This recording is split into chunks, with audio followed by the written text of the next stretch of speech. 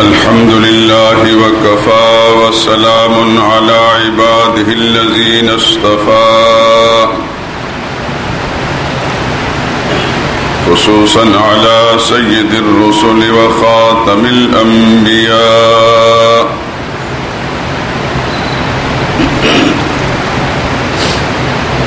وعلى آله المجتبى وأصحابه الأتقياء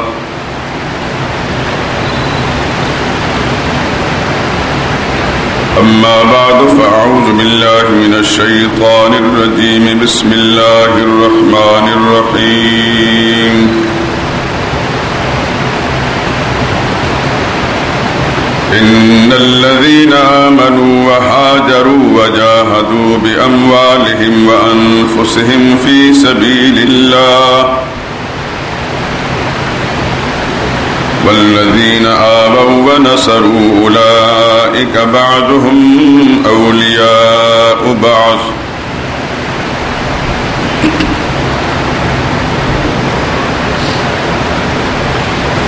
والذين آمنوا وهاجروا وجاهدوا في سبيل الله والذين آووا ونصروا أولئك هم المؤمنون حقا لهم مغفرة ورزق كريم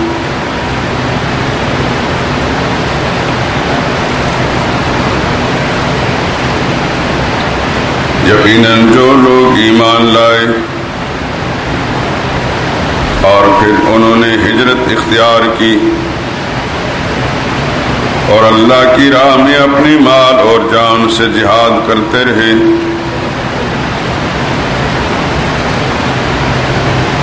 یہ لوگ بھی اور جنہوں نے ہجرت کرنے والوں کو جگہ عطا کی اور ان کی مدد کی وہ آپس میں ایک دوسرے کے رفیق اور ساتھی ہیں اور جو لوگ ایمان لائے اور اپنا وطن چھوڑا یعنی ہجرت کی اور اللہ کی راہ میں جہاد کرتے رہے اور جنہوں نے ہجرت کرنے والوں کو جگہ دی اور ان کی مدد کی یہی لوگ سچے ایمان والے ہیں ان کے لیے اللہ کے ہاں بخشش اور عزت کی روزی ہے سبحان ربک رب العزت عما یصفون وسلام علی المرسلین والحمد للہ رب العالمین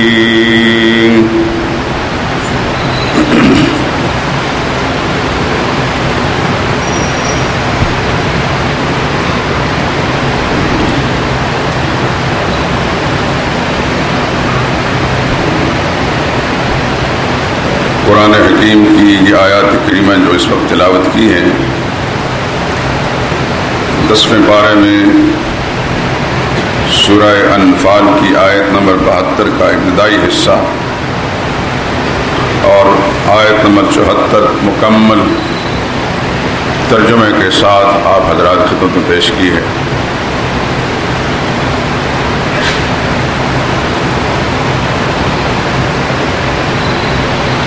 آیت کے ترجمے سے اتنا تو اندازہ آپ نے کر لیا کہ کچھ ایسے لوگوں کا ذکر ہو رہا ہے جو اللہ پر ایمان لانے کے بعد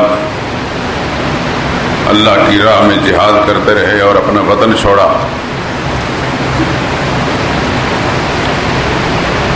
اللہ نے پھر مہر لگا دی اولئک هم المؤمنون حقا سچے اور پکے ایمان والے یہی لوگ ہیں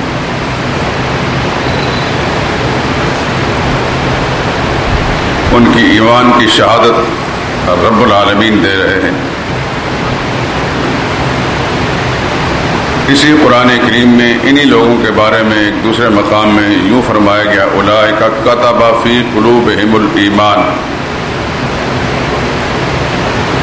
یہ وہ لوگ ہیں اللہ نے اپنے تقدیر کے قلم سے ان کے دلوں میں ایمان لکھا ہے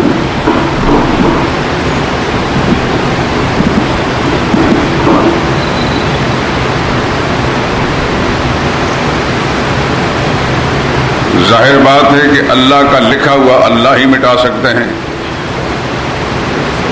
اور تو کوئی دنیا میں ایسا ہے نہیں نہ ہوگا جو اللہ کے فیصلوں کو بدل دے۔ انہی لوگوں کے بارے میں ایک مقام میں یوں فرمایا،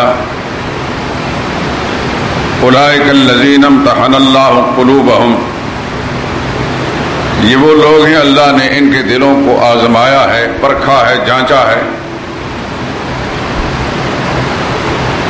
تو رزلٹ کیا نکلا؟ جنہیں امتحان لیا ہے، امتحان لفظ امتحان استعمال کیا۔ ظاہر ہے کہ جب جانچا جاتا ہے، امتحان لیا جاتا ہے تو کوئی رزلٹ بھی ہوتا ہے۔ تو فرمایا للتقویٰ، تقویٰ نکلا لفظ، رزلٹ نتیجہ اس کا یہ ہے کہ ان کے دلوں میں اللہ کا خوف ہے، اللہ کا تقویٰ ہے۔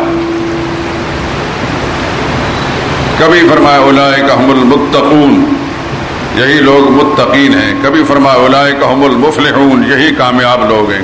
کبھی فرمایا اولئک ھم الفائزون، یہی کامیاب ہونے والے لوگ ہیں۔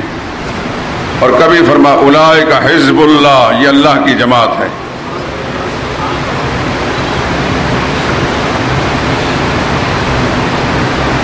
اور ابھی جو آیت میں نے پڑھی اس میں فرمایا اولئک ھم المؤمنون حقا، پکے ایمان والے یہ سب اللہ کے فیصلے ہیں۔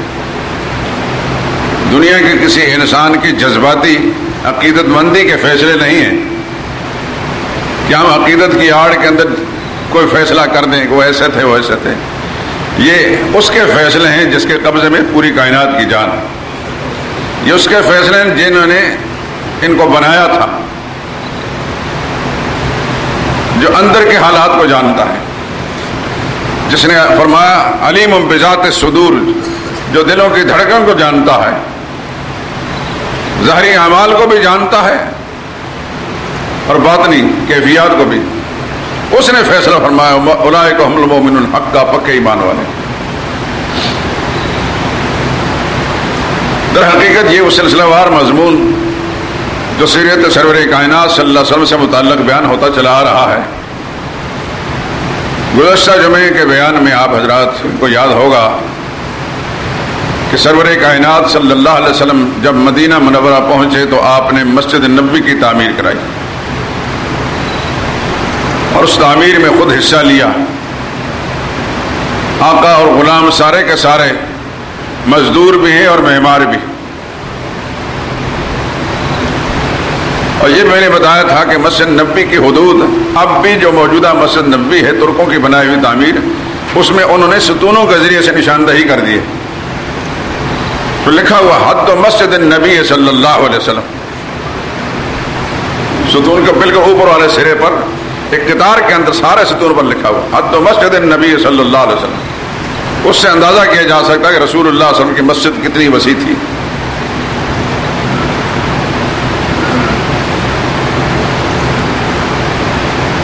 سرور کائنات صلی اللہ علیہ وسلم نے پہلی دفعہ جو مسجد تعمیر فرمائی تھی اس کے حدود کچھ مختصر تھے، دوبارہ تعمیر فرمائی تو کچھ اس کو وسیع کیا، تقریباً 100 گز لمبائی میں اور 100 گز چوڑائی میں تھی۔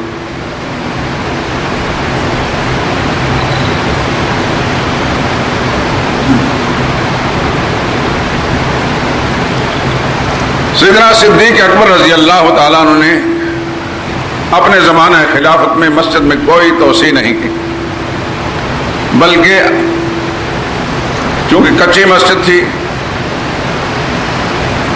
کھجوروں کے تنے کے ستون تھے اور کھجوروں ہی کی چھت تھی، اس کی شاخیں اور پتے ڈالے ہوئے تھے۔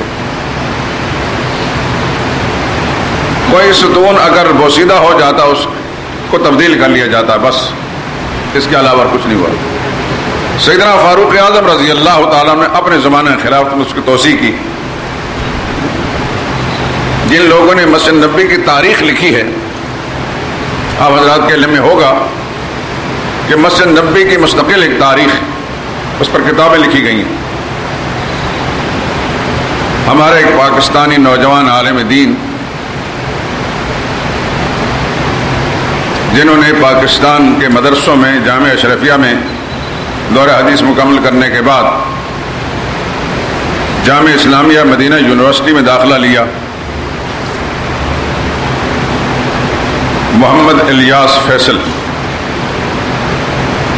اور وہاں سے فاضل ہونے کے بعد پھر جامعہ اسلامیہ کے ساتھ متعلق مجمع ملک فہد، دنیا کا وہ سب سے بڑا پریس قرآن کریم چھاپنے والا، اس کے اندر ملازمت اختیار کر لی. اللہ تعالیٰ نے اس نوجوان میں اتنی صلاحیتیں پیدا کی کہ اس نے مسجد نبوی کی تاریخ عربی زبان میں لکھی، مدینہ طیبہ کی تمام مساجد کی تاریخ الگ عربی زبان میں لکھی،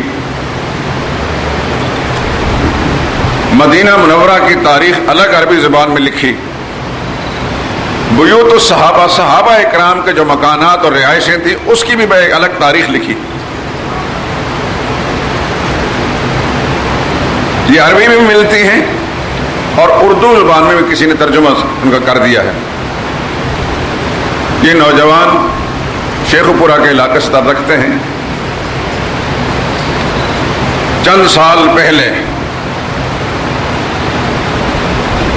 مدینہ طیبہ سے مکہ معظمہ آ رہے تھے اپنی گاڑی پر، حادثہ ہوا جس کی وجہ سے ان کی کمر میں ایسی ضرب لگی کہ نچلا حصہ ان کا مفلوج ہو گیا.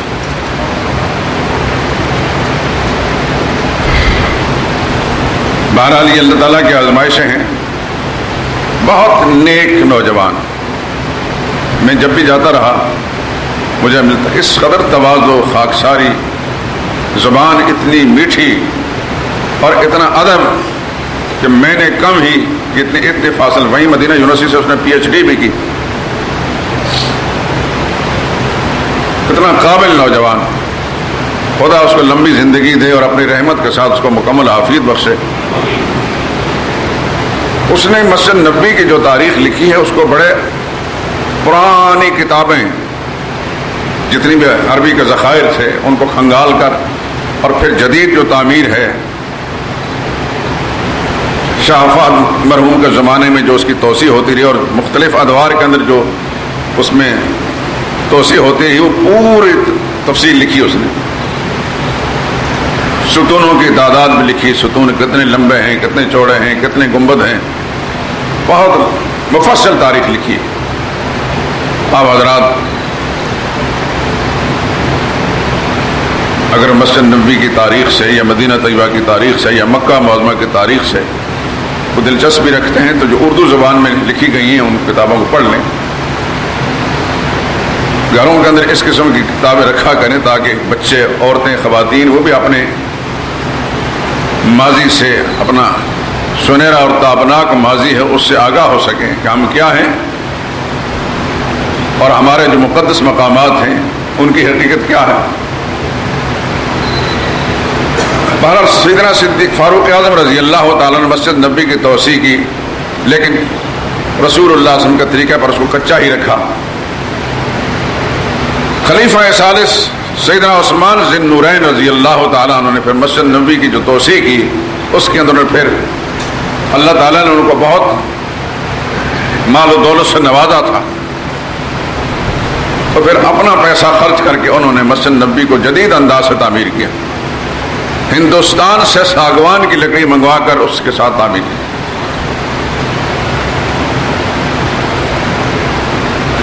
اس زمانے میں بعض لوگوں نے اعتراض کیا کہ رسول اللہ صلی اللہ علیہ وسلم کی مسجد تو کچی تھی اور بالکل سادہ تھی، آپ نے اس کو پکا بنا دیا، بہت مزین بنا دیا. تو پھر ایک دفعہ سیدنا عثمان ذی النورین نے ایک خطبہ ارشاد فرمایا اور سب کو خاموش لاجواب کر دیا دلائل کے ساتھ کہ میں نے اس طرح مسجد کیوں بنائی ہے. غرض مسجد نبوی میں ہر زمانے میں توسیع ہوتی رہی. تفصیلات میں چھوڑتا ہوں. مسجد نبوی کی تعمیر کے بعد رسول اللہ صلی اللہ علیہ وسلم نے ازواج مطہرات کے حجرے بنائے. پچھلے جمعے میں نے مختصر سا تذکرہ کیا تھا. مسجد نبوی کے ساتھ جس صحابی کی زمین تھی، جب اس کو محسوس ہوا کہ رسول اللہ صلی اللہ علیہ وسلم کے ازواج مطہرات کے لیے حجرات کی ضرورت ہے تو انہوں نے رسول اللہ صلی اللہ علیہ وسلم کی خدمت ہدیہ کر دی. سر دست رسول اللہ صلی اللہ علیہ وسلم نے صرف 2 حجرے بنائے. حضرت سودا جو رسول اللہ صلی اللہ علیہ وسلم کی زوجہ مطہرہ تھی، یہ وہ ہیں جن کے ساتھ رسول اللہ صلی اللہ علیہ وسلم نے حضرت خدیجہ کے انتقال کے بعد نکاح کیا تھا، اور یہ بڑی معمر خاتون تھی. ازواج مطہرات میں سب سے بڑی عمر والی، بڑھاپے میں کی منزل والی حضرت سودا تھی. اور دوسرا حجرہ بنایا تھا سیدہ عائشہ صدیقہ رضی اللہ تعالی عنہ کے لیے، جو سب سے کم عمر تھی. اس کے بعد مدینہ طیبہ پہنچ کر جو رسول اللہ صلی اللہ علیہ وسلم نے یکے بعد دیگر نکاح کیے ہیں،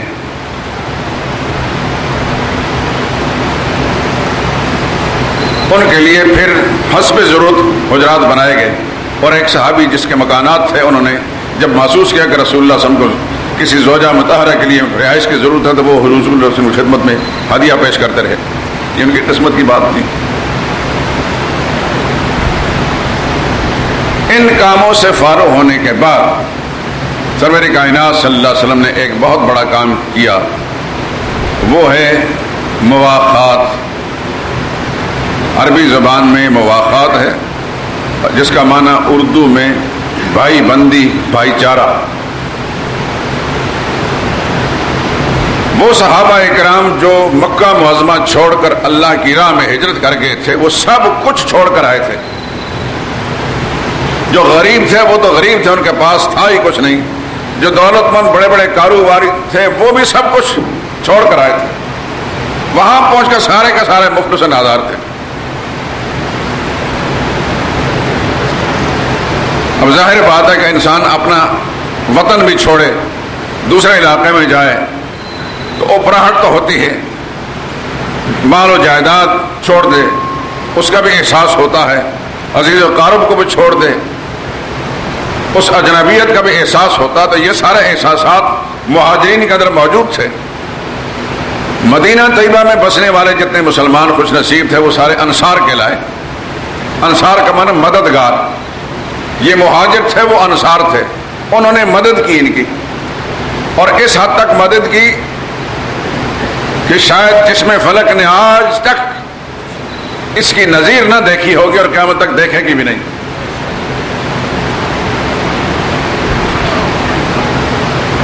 حضور اکرم صلی اللہ علیہ وسلم سے بڑھ کر فراست کس کی ہو سکتی ہے؟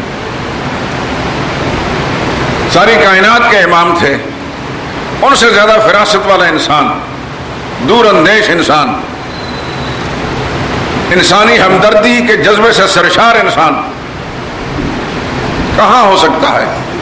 رسول اللہ صلی اللہ علیہ وسلم نے محسوس کیا ان ساری چیزوں کو کہ مدینہ والے آسودہ حال ہیں، مکہ والے لٹے پٹے آئے ہیں. اب اگر ان کی دلجوئی نہ ہوئی تو یہ شدت سے محسوس کریں گے. ہیں تو پکے ایمان والے، ایمان میں تو نقصان کا کوئی اندیشہ نہیں، یہ سب کچھ ایمان کی خاطر چھوڑ کر آئے ہیں. لیکن بہرحال ذہنی طور پر ان کو بہت دباؤ کا شکار ہونا پڑے گا.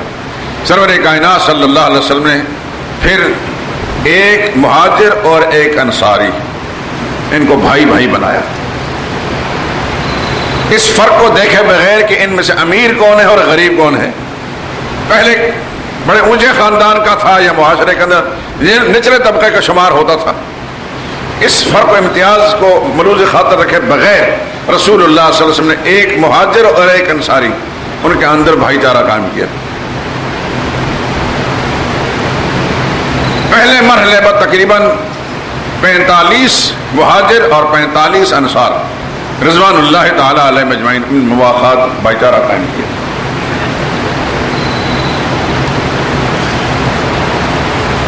اور اس بھائی چارے کا اثر یہ ہوا کہ مدینہ کے انصار صحابہ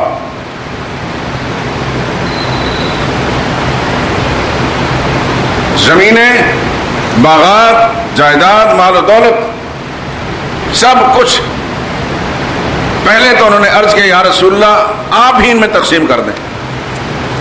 حضور نے فرمایا نہیں. حضور کا انکار فرمانا بھی کسی مسئلے سے ہوگا.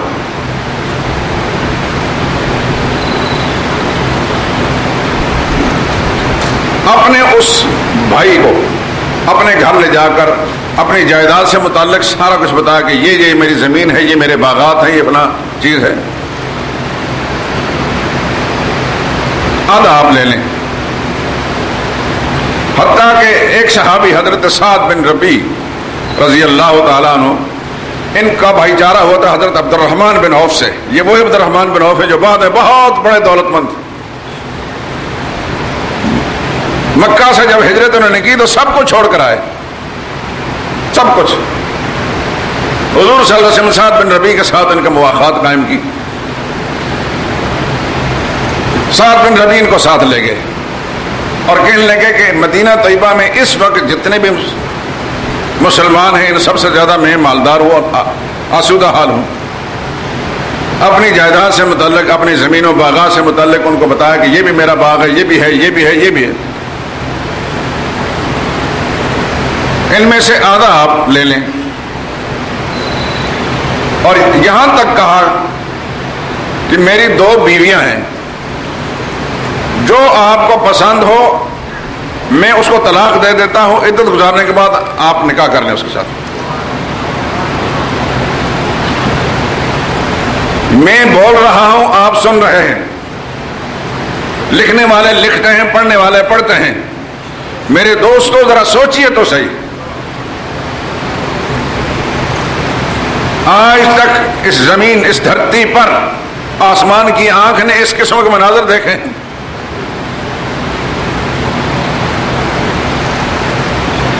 کیا ایثار تھا، کیا قربانی تھی. یہ وہی سعد بن ربیع ہیں جو غزوہ احد کے اندر جب شہید ہوئے تو شہادت سے پہلے زخمی حالت کے اندر پڑے تھے. تو آپ جانتے ہیں کہ جو آدمی شدید زخمی ہو تو سب سے زیادہ اس کا پیاس ہوتی ہے. پانی مانگا انہوں نے، تو کوئی مسلمان پانی لے کے ان کے قریب گیا تو پاس ایک دوسرے زخمی نے آواز دی پانی. انہوں نے ایثار کرتے ہوئے فرمایا کہ اس کو پہلے پلاؤ، شاید اس کو زیادہ ضرورت ہوگی.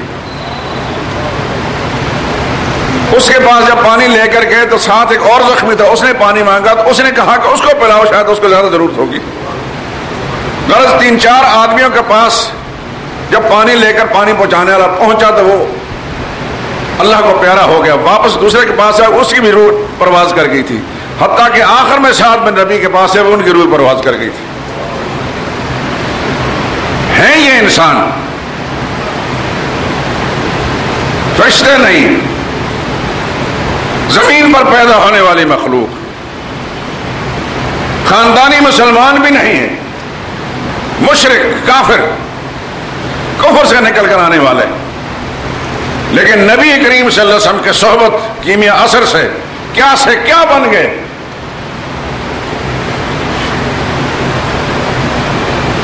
زندگی موت کی کشمکش میں مبتلا ہے، اس وقت بھی اپنے اوپر دوسرے کو ترجیح دے رہا ہے. اسی لیے تو آسمان والے نے اپنے قرآن کی تاریخ میں صبح قیامت تک کے لیے لکھ دیا وَيُؤْثِرُونَ عَلَىٰ أَنفُسِهِمْ وَلَوْ كَانَ بِهِمْ خَصَاصَةٌ. میرے نبی کے ساتھی وہ لوگ ہیں وہ خود بھوکے رہ کر دوسروں کو ترجیح دیتے ہیں.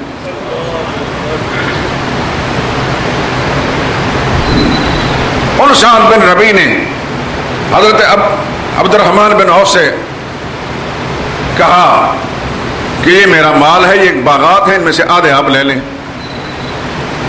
اور آپ کا چونکہ نکاح نہیں، شادی نہیں، تو میری جو بیوی آپ کو پسند ہو میں اس کو طلاق دے دیتا ہوں، اس کے ساتھ نکاح کر لیں.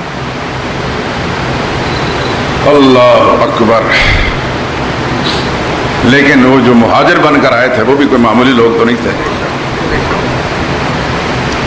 وہ نام کے مہاجر تو تھے نہیں کہ ہجرت کے نام پر پیسے بٹورنا شروع کر دیں.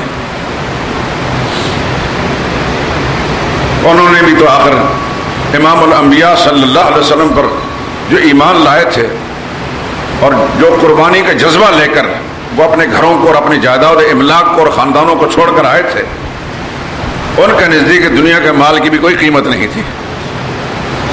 حضرت الرحمن بن عوف نے جواب میں فرمایا خدا آپ کو یہ سارا مال اور سارے جائیداد اور باغات مبارک کرے، مجھے اس کی ضرورت نہیں ہے، بس مجھے تو کسی بازار کا راستہ بتائیں، میں ناواقف ہوں، تاکہ جا کر وہاں میں محنت مزدوری کروں. میرے دوستو آپ اندازہ کیجئے ایسے وقت میں انسان کو کس قدر ضرورت ہوتی ہے. وطن سے بے وطن ہو تو اگر ایک آدمی پورے فراخ دلی کے ساتھ پیشکش کرتا ہے کسی مکان کی، کسی زمین کی، کسی جائیداد کی، پیسے کی، تو کون انسان ہے جس کا دل نہیں کرتا ہوگا؟ لیکن قربان جائیں ان لوگوں پر، کیا لوگ تھے یہ! آخر عبد الرحمن بن عوف نے پھر ان 10 خوش نصیبوں میں شامل تو ہونا تھا جن کو نبی نے نام لے کر جنت کی خوشخبری دینے، تو بھی جنتی ہے، تو معمولی انسان تو تھا نہیں۔ انہوں نے فرمایا مجھے بازار کا راستہ بتائیے۔ انہوں نے پھر یہودیوں کا علاقہ بنو قینقاع، یہودیوں کا ایک بڑا قبیلہ تھا، اس بازار کا راستہ بتایا۔ انہوں نے سب سے پہلے وہاں جا کر گھی اور پنیر اس قسم کی چیزیں خرید کر وہاں بازار کے اندر بیچتے رہے، اور کچھ عرصے کے بعد ان کے پاس اتنے پیسے ہو گئے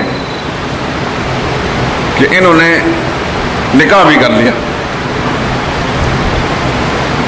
آپ کو یاد ہوگا میں نے کئی دفعہ بتایا ہے، عبد الرحمن بن عوف رضی اللہ تعالیٰ عنہ کچھ چند روز رسول اللہ صلی اللہ علیہ وسلم کی خدمت میں نہیں آئے، پھر جب آئے تو ان کے کپڑوں پر کچھ زردی سی کا نشان لگا ہوا تھا، جو نیا نیا دلہا ہوتا ہے۔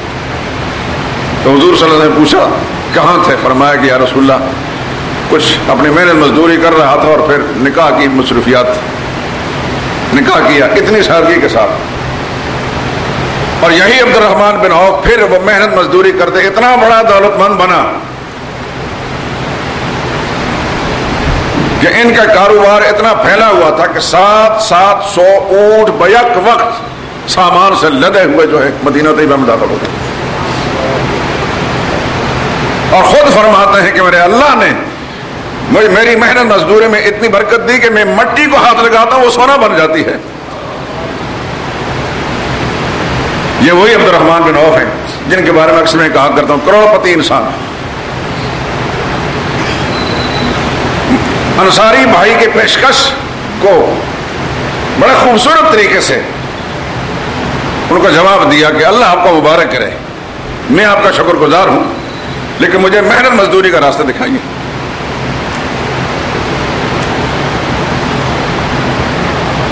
یہی حال حضرت عثمان کا تھا، مکہ معظمہ سے کچھ لے کر نہیں آئے تھے، لیکن وہی عثمان رضی اللہ تعالی مدینہ طیبہ میں پھر بات ان کا معاملہ بھی اسی طرح ہی ہے کہ مٹی کو ہاتھ لگاتے ہیں تو سونا بن جاتی، بہت بڑا دولت مند انسان، لیکن وہ دولت ساری کی ساری یورپ کے کلبوں میں نہیں، دین اور اہل دین اور امام الانبیاء صلی اللہ علیہ وسلم کی خدمت میں لٹا دی۔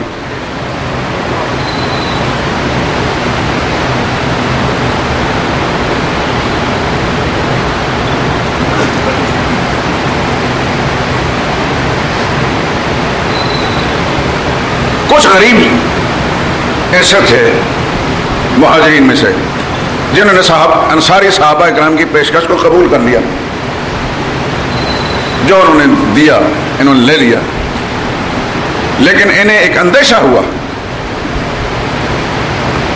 اندیشہ یہ کہ یا رسول اللہ یہ لوگ مدینہ والے یہ تو اتنے ایثار پیشہ، اتنے قربانیوں والے لوگ ہیں، اتنے فراخ دل ہیں، اتنے وسیع ظرف ہیں، انہوں نے جو کچھ ہمیں دیا ہے یہ سارے کا سارا اجر تو یہ لے گئے، ہم ہو گئے معروم۔ یعنی آپ اندازہ کیجئے، اپنے اوپر کیفیت طاری کیجئے، ہمیں کبھی اجر و ثواب آخرت کے اجر کا کبھی خیال رہتا ہے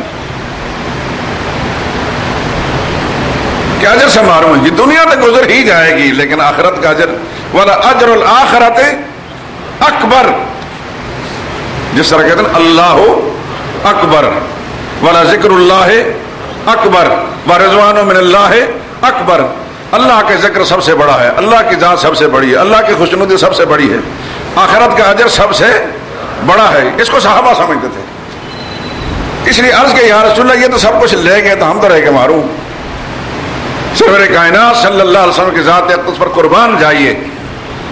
یہ حدیث پڑھنے کے بعد میں اتنا خوش ہوا، میرے جیسے کمزور آدمی کے لیے خوشی کا ایک سامان تھا۔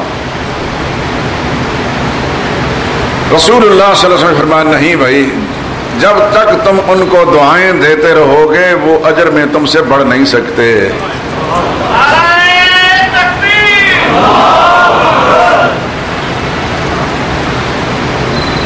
انہوں نے جتنا مال بھی تمہیں دیا ہے یہ یقیناً ان کا احسان ہے، لیکن جب ان کو تم اس احسان کے بدلے میں دعائیں دے گے تو تمہاری دعائیں جو ہے ان کا احسان اس مال سے زیادہ ہے۔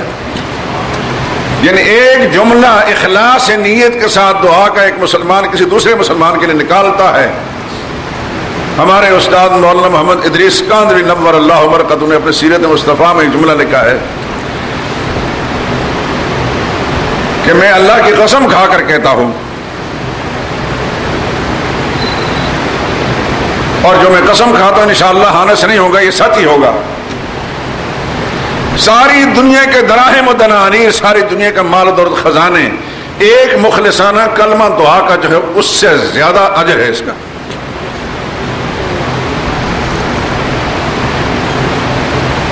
کوئی کتنا پیسہ بھی کسی کو دے دے یہ احسان ہے اس کا، لیکن جب اس کو کہہ دے اللہ تم پر اپنی رحمت نازل فرمائے، اس نے اس احسان سے بڑا احسان اس کو دے دیا، وہ اس کا ممنون بن گیا۔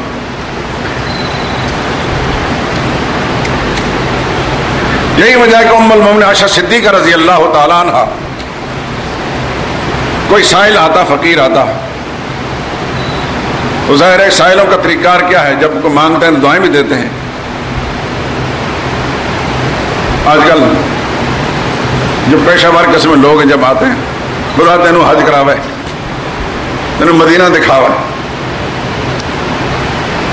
یہی کہتے ہیں نا، مجھے مدینے والے نے بلایا۔ ہمارے ہاں کے جوہلا جو ہیں حج اور عمرے کا تعلق مدینہ طیبہ کے ساتھ ہے یا مکہ معظمہ کے ساتھ؟ جتنے مناسک ہیں، طواف مکہ میں ہوتا ہے، سعی بین الصفا والمروہ مکہ میں ہوتی ہے، وقوف عرفات مکہ کے ساتھ ہے، مزدلفہ مکہ کے ساتھ ہے، مینا مکہ کے ساتھ ہے۔ مدینہ طیبہ میں تو صرف 2 سعادتیں حاصل کرنے کے لیے نبی کریم صلی اللہ علیہ وسلم کے روزہ اقدس پر حاضری، صلاۃ و سلام پڑھنا، اس کے ہدیہ تحفے پیش کرنا، اور مسجد نبی کی زیارت اور مسجد نبی میں جا کر نمازیں پڑھنا۔ وہ مناسک حج اور عمرے میں نہیں ہے۔ اگر کوئی شخص ایک دن کے لیے گیا، عمرہ کر کے مکہ معظمہ سے واپس آ گیا تو اس کے عمرے میں کوئی فرق بھی نہیں پڑا۔ اگر کوئی شخص حج کے لیے گیا اور مدینہ طیبہ نہیں گیا، اس کے حج میں کوئی فرق نہیں پڑا۔ لیکن ایک آدمی کے پاس ٹائم ہے اور ٹائم ہونے کے باوجود مدینہ طیبہ نہیں جاتا تو یہ اس کی بد نصیبی ہے، محرومی ہے۔ اس کو جانا چاہیے، نبی کریم صلی اللہ علیہ وسلم روزہ اقدس پر حاضری دینی چاہیے، صلاۃ والسلام کے تحفے پیش کرنے چاہیے، مسجد نبی کے اندر نمازیں ادا کرنا چاہیے۔ لیکن اگر کسی مجبوری کے ساتھ، بدنیتی سے نہیں، کسی مجبوری سے کوئی شخص نہیں جا سکا، نہ عمرے میں فرق پڑا ہے نہ حج میں فرق پڑا، یہ مسئلے کی بات بتا رہا ہوں آپ کو۔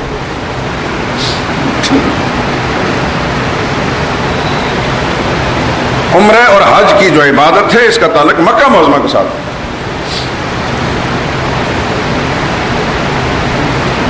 ایک لطیفے کی بات مجھے یاد آئی، میرے ساتھ ایک معاملہ ہوا چند سال پہلے۔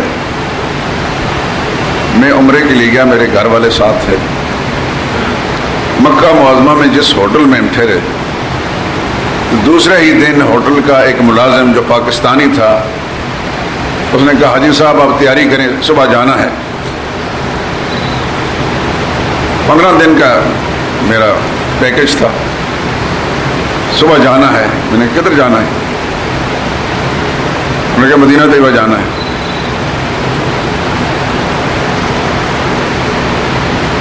یہ چالاکی ان کی اس لیے ہوتی ہے، مکہ کی رہائشیں مہنگی ہیں، مدینہ طیبہ کی سستی، تو جو آدمی 8 دن یا 10 دن مکہ معظمہ کا پیکج لے کر آتا ہے اس کو دوسرے دن وہاں سے نکال دیتے ہیں اور ان رہائشوں کو خالی کر کے دوسروں کو دے دیتے ہیں۔ یہ چالاکی بھی ان عربوں کو ہمارے پاکستانیوں نے سکھائی ہے۔ میں نے پہلے تو اس کو کچھ نہ بتایا، بالکل جیسا ناباک اور بے خبر۔ میں نے کہا تمہاری مہربانی یار، مجھے کچھ دن اور رہنے دو۔ اس نے سمجھا کہ یہ بھی داڑھی والا کو صوفی سا آدمی جاہل ہوگا، ان پڑھ ہوگا، اس کو کیا پتا۔ اس نے کہا جی نہیں جی جانا ہے آپ نے، آرڈر آ گئے۔ میں نے کدھر سے آرڈر آئے؟ کہتے جی معلم صاحب نے۔ پھر میں نے کہا یار تمہاری مہربانی، ہمیں کچھ دن رہنے دو۔ جب اس نے اصرار کیا نا تو پھر میں نے کہا جناب میں عمرے کے لیے آیا ہوں، تمہیں پتا عمرہ کہاں ہوتا ہے؟ جب میں نے سخت انداز اختیار کیا تو میرا منہ دیکھنے لگ گیا. میں نے کاغذ نکال کے دکھایا، میں نے کہا یہ ہے کاغذ، اس میں پیکج لکھا ہوا ہے، 10 دن میں نے یہاں گزارنے ہیں، باقی 5 دن مدینہ طیبہ میں. پھر وہ اس معلم کو ٹیلی فون کر کے کہتا ہے جناب اس آدمی کو تو سارا ہی پتا ہے. تو یہ اس قسم کی حرکتیں وہاں لوگ کرتے رہتے ہیں. اور اس کا سبب کیا ہوتا ہے کہ ہمارا پاکستانی جہلا کا ٹولہ، جنہیں یہ نہیں پتا ہوتا کہ عبادت کہاں ہوتی اور کہاں نہیں ہوتی، یہاں سے چلتے ہیں. مجھے مدینہ والے نے بلایا ہے، عقیدہ بگڑا ہوا، شرک اور بدعات میں ڈوبے ہوئے، یہ سمجھتے ہیں کہ رسول اللہ صلی اللہ علیہ وسلم کا نام لینے سے ہمارے سارے جرائم معاف ہو گئے. بد نصیب آدمی تو حج کے لیے گیا ہے، حج کا تعلق یا عمرے کا تعلق بیت اللہ کے ساتھ ہے، خانہ کعبہ کے ساتھ، مکہ معظمہ کے ساتھ. مدینہ طیبہ حاضری رسول اللہ صلی اللہ علیہ وسلم کی خدمت میں اس لیے ہے کہ حضور صلی اللہ علیہ وسلم نے ترغیب دی ہے، حکم نہیں فرمایا کہ ہر حال کے اندر یہاں آؤ، اور جو نہیں آئے گا تو اس کا عمرہ نہیں ہوگا یا حج نہیں ہوگا. ترغیب دی ہے اور فضیلت ہے وہاں جانے میں، لیکن اس مناسک حج کے ساتھ اسے کوئی تعلق بھی نہیں.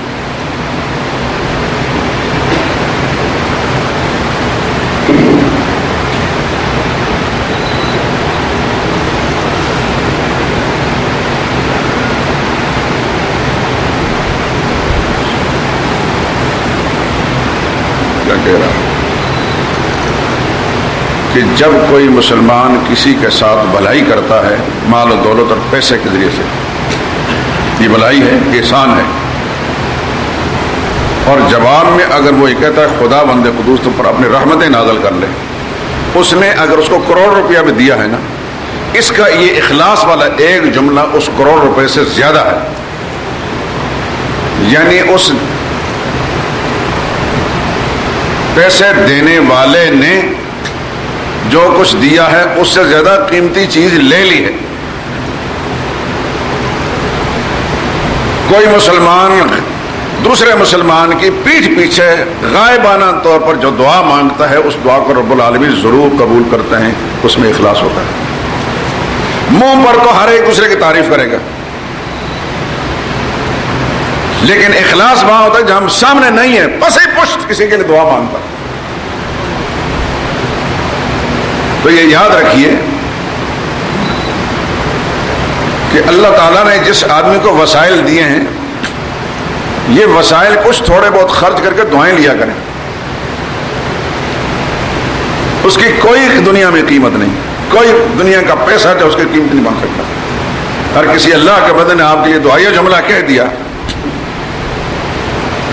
عائشہ صدیقہ رضی اللہ تعالیٰ عنہ کی بات کر رہا تھا، ان کے پاس کوئی فقیر سائل آتا تو وہ پہلے دعائیں دیتا جیسے ہوتے ہیں. عائشہ صدیقہ رضی اللہ تعالیٰ عنہ اس کو جو کچھ دینا ہوتا دینے سے پہلے اس کو دعائیں دیتی، اور بعد میں پھر اس کو جو کچھ دینا ہوتا دیتی. کسی نے پوچھا ام المومنین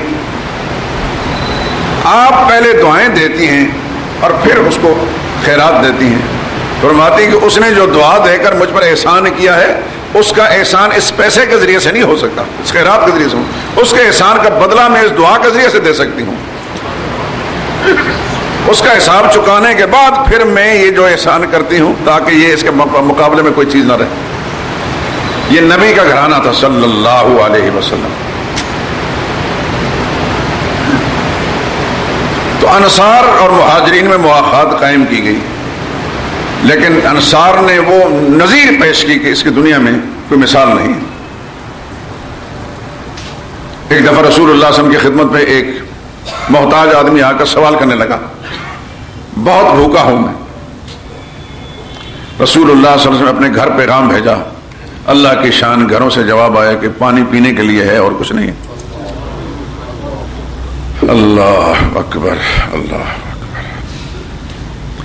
جس نبی کو میرے اللہ نے اس بات کا اختیار دیا کہ آپ چاہیں تو یہ پہاڑ سونے کے بنا دیے جائیں، اس نبی کے اپنے گھر کی حالت یہ ہے کہ ازواج مطہرات کو جب پیغام بھیجا جاتا ہے کہ ایک بھوکا آدمی ہے، اس کو کھانے کے لیے کچھ ہے، جواب ملتا ہے کہ صرف پانی ہے. وہ نبی کا گھرانہ تھا، ہمارے زمانے کی عورتیں نہیں تھی کہ جھوٹ بول کر جان بچا لیں. یہ وہ گھرانہ تھا جن کے بارے میں اللہ کے آسمان سے وحی ہے، یا نساء النبی لستن کاحد من النساء، اے نبی کی بیویوں دنیا کی اور عورتوں کی طرح نہیں ہو. اللہ نے مہر لگا دی کہ ساری دنیا کی عورتیں ہیچ ہیں تمہارے مقابلے میں، تمہیں اللہ نے بڑے اونچے گھرانے کے لیے منتخب کیا. وہاں سے جھوٹ نہیں بولا گیا، سچ کہا کہ کچھ نہیں. اتنے میں ایک ابو طلحہ ایک انصاری صحابی ہیں، انہوں نے کہا یا رسول اللہ، حضور صلی اللہ علیہ وسلم نے پوچھا کہ بھائی کون ہے اس بھوکے کو کھانا کھلانے والا؟ ابو طلحہ نے کہا یا رسول اللہ یہ ذمہ داری میں لیتا ہوں. اس کو گھر لے گئے. بیوی نے پوچھا یہ آدمی کون ہے؟ کہنے لگے یہ رسول اللہ کے مہمان ہیں، کھانے کے لیے کچھ ہے تو دو، بہت بھوکا ہے. اس بیوی نے کہا کہ اتنا کھانا ہے جس میں یہ بچے جو ہیں، گھر کے 2 بچے ہیں، انہیں کے لیے تیار کیا ہے. ابو طلحہ فرماتے ہیں کہ بچوں کو کس طرح بیلا پھسلا کر سلا دو، اور یہ نبی کریم صلی اللہ علیہ وسلم کا جو مہمان ہے اس کو کھانا کھلانا ہے. یہ یاد رکھیں کہ نہ حضور صلی اللہ علیہ وسلم کے گھر میں چراغ تھے، نہ صحابہ کرام کے گھر میں چراغ جلتے تھے. رسول اللہ صلی اللہ علیہ وسلم کے حجرات مبارکہ کا تو حال یہ تھا، تاریخ کتاب میں لکھا ہے کہ دروازے بھی نہیں تھے، صرف ٹاٹ کے کپڑے لٹکے ہوتے تھے، کمبل اور ٹاٹ یہ پردے تھے. آج کا مسلمان آسودہ حال مسلمان اپنے گھروں کی، اپنے مکانوں اور بلڈنگوں کی دیواروں پر وہ قیمتی پردے لٹکاتا ہے جیسے کئی گھرانوں کے اخراجات چل سکتے ہیں، اتنے مہنگے مہنگے پردے ہوتے ہیں. یہی محمد رسول اللہ صلی اللہ علیہ وسلم کی امتی، رسول اللہ صلی اللہ علیہ وسلم کے کلمہ پڑھنے کا یہ تقاضا ہے جو آج ہم کرتے ہیں. اس انصاری صحابی نے بیوی سے کہا کہ بچوں کو کس طریقے سے بہلا پچلا کر سلا دو، یہ نبی صلی اللہ علیہ وسلم مہمان ہے، اس کو کچھ کھلانا ہے، وہ کھانا ہے اس کو کھلا دیا جائے. چنانچہ پہلے چراغ جلایا گیا، مہمان کی خاطر چراغ جلایا کرتے تھے. کھانا اس کے سامنے رکھ کر میں بیوی کا آپس میں طے تھا کہ جو ہی کھانا شروع کرے گا چراغ بجھا دیا جائے، اور ہم ساتھ ہاتھ ہلاتے رہیں اور منہ ملاتے رہیں تاکہ اس کو یہ احساس ہو کہ یہ بھی ساتھ کھا رہے ہیں لیکن کھانا کچھ نہیں. اس طرح جب چراغ بجھا دیا گیا تو اس وہ جو بھوکا آنے والا تھا اس کو سارے کا سارا کھانا کھلا دیا. یہ تھے وہ صحابہ اکرام جن کے بارے میں فرمایا یسرون علی انفسہم ولو کان بہم خصاصہ، خود بھوکے رہ کر دوسروں کو کھلانے والے ہیں. کیوں نہ آسمان والا قرآن کریم کے اندر ان کے تذکرے اس انداز سے کرے.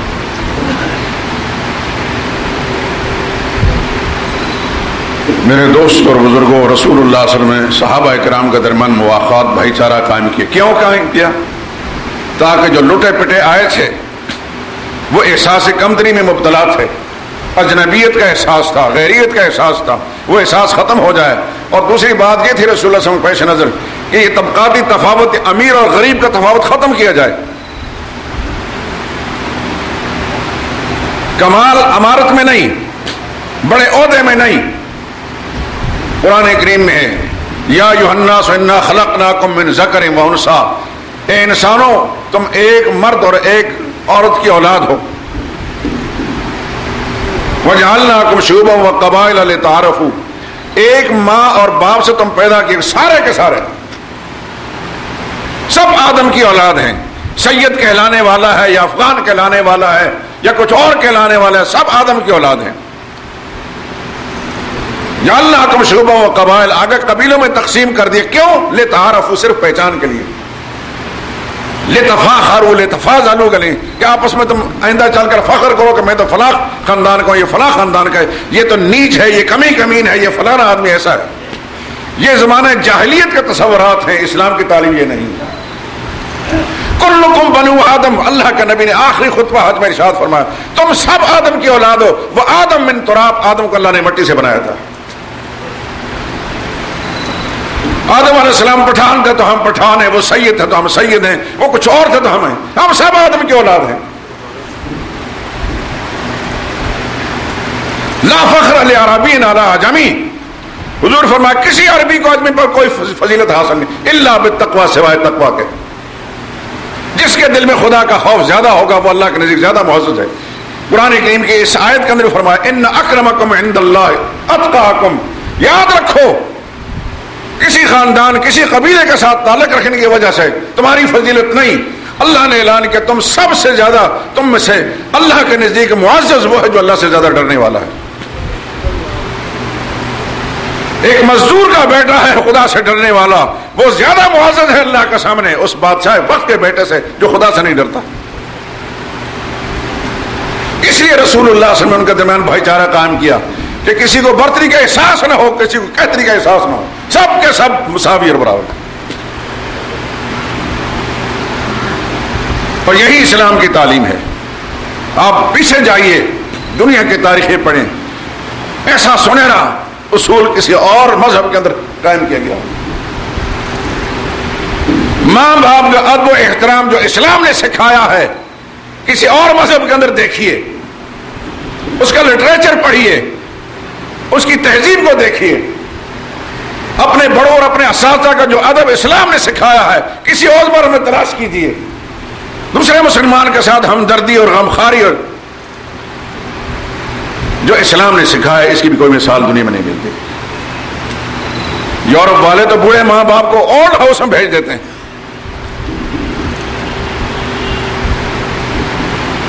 یورپ کے اندر ہمارے پاکستانی اور ایشیائی مسلمان جا کر جو آباد ہوئے، خاص طور پر مسلمان، ان کے جوان اولادیں جو جوان ہوئی بہت پریشان ہیں. وہ صرف اس لیے پریشان ہیں کہ مغربی معاشرے کے اندر کوئی لڑکا اپنی گرل فرینڈ کو گھر لاتا ہے یا کوئی لڑکی اپنے بوائے فرینڈ کو گھر لاتی ہے تو ماں باپ کو جرأت نہیں ہوتی کہ اعتراض کر سکیں. اگر اعتراض کریں گے تو فوری طور پر پولیس آ کر گرفتار کر کے لے جائے گی.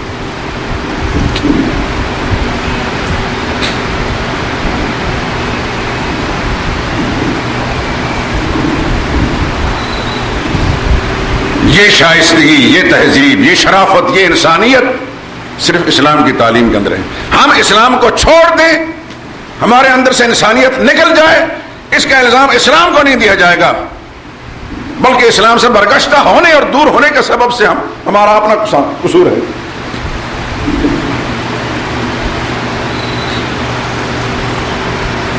قرآن کریم کو ہم پڑھتے ہیں، چومتے بھی ہیں، قرآن کریم کا ختم بھی پڑھاتے ہیں اپنے گھروں کے اندر، ہے کہ نہیں؟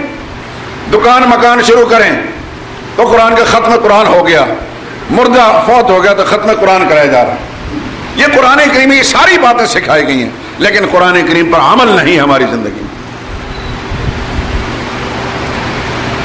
ایک رسمی کارروائی اپنے دل کو تسلی دینے کے لیے ہم کرتے ہیں. ہماری مسلمانی بھی قائم ہے لیکن قرآن کریم کے اندر کیا کرنا ہے کیا چھوڑنا ہے جو کچھ لکھا ہے اس کی طرف ہمارا مطلق احساس نہیں ہوتا. رسول اللہ نے صلی اللہ علیہ وسلم معاشرہ قائم کیا کہ چشم فلک نے ایسا منظر آج تک دنیا میں نہیں دیکھا.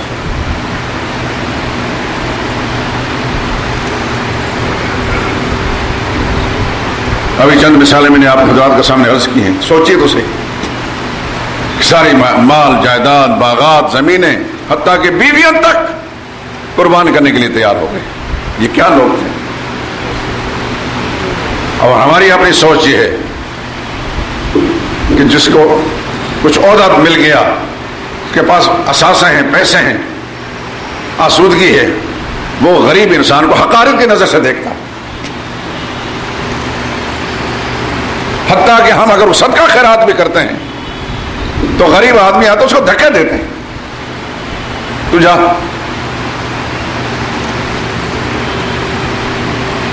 خاک سارانے جہاں را بہکارت من گر تجھ دانی کے دری گرد سوارے باشد. شادی نے بڑی خوبصورت بات کہ دنیا کے جو خاکسار قسم کے لوگ ہیں، رلے ہوئے لوگ ہیں، ان کو حقار سے مت دیکھو. تمہیں کیا پتا کہ اس مٹی کے اندر کتنے سونے پڑے ہوئے ہیں.